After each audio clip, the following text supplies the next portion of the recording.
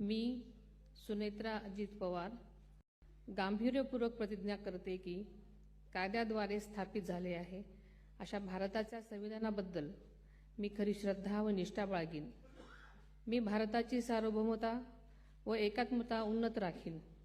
मी महाराष्ट्र राज्याची उपमुख्यमंत्री म्हणून माझी कामे निष्ठापूर्वक व सद्विवेक बुद्धीने पार पाडेन आणि संविधान व कायदा यानुसार सर्व तऱ्हेच्या लोकांना मी गांभीर्यपणे व निपक्षपातीपणे तसेच कोणाच्याही विषयी ममत्वभाव किंवा आकस न बाळगता न्याय वागणूक देईन।